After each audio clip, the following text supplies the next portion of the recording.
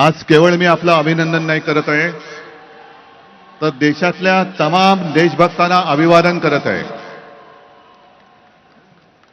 तसं पाहिलं तर आज कोणतीही निवडणूक कोणी जिंकलेली नाही, पण अंधभक्तांच्या विरुद्ध देशभक्त जिंकलेले आहेत.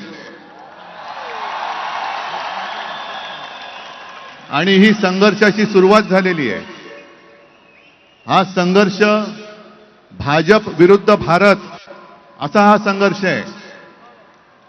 आणि या संघर्षामध्ये आपण सर्वजण जात पात धर्म पक्ष विसरून, होय मी भारतीय आहे, मी देशभक्त आहे, या एकाच भावनेने सहभागी झालात. आणि मी कालच म्हटलेलं आहे की एका झुरळाने हुकुमशहाला नमवलेलं आहे. हा खरा विष्णूचा अवतार आहे. हा खरा विष्णूचा अवतार आहे.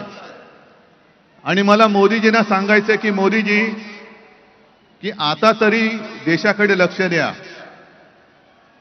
ते तुमचे मंत्री त्यांचं काम सोडून पक्ष फोडण्यामध्ये बिझी आहेत, त्यांना म्हणा आता देशाचं काम करा.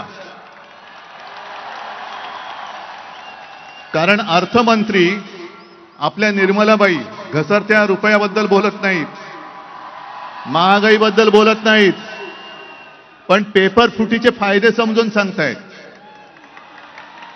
राजनाथ संरक्षण मंत्री देशाच्या संरक्षणाची बोंब, पण धर्मेंद्र प्रधानच्या संरक्षणासाठी पुढे आलेले. आपले खड्डा मंत्री नाही, रस्ता मंत्री, ते इथेनॉलवरती बोलतायत. हा पुढचा विषय नक्की आहे. इथेनॉलवरती बोलतायत ते.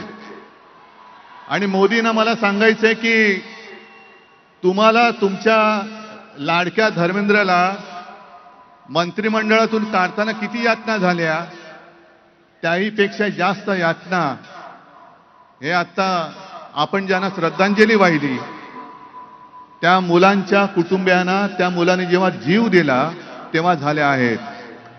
या यातना आम्ही विसरू शकत नाही, विसरणार नाही. फक्त एकच विषय की ठिणगी आता पडले, देशभर वणवा पेटलेला आहे.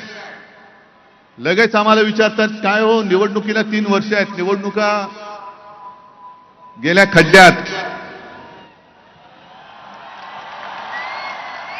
कारण मोदींनी पाहिले मत चोरी करता येते, पण माणसं चोरता येत नाहीत,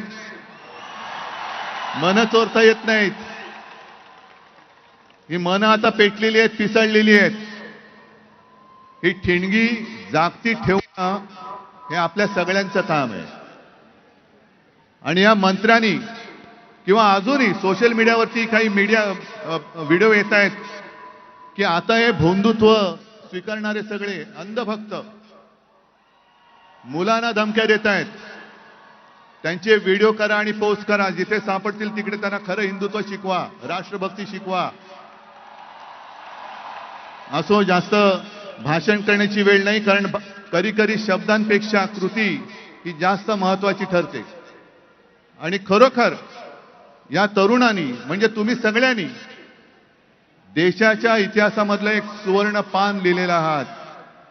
तुमच्या शक्तीची, तुमच्या एकजुटीची नोंद ही सुवर्णाक्षरांनी आपल्या देशाच्या लोकशाहीच्या इतिहासामध्ये केल्याशिवाय कोणी राहणार नाही.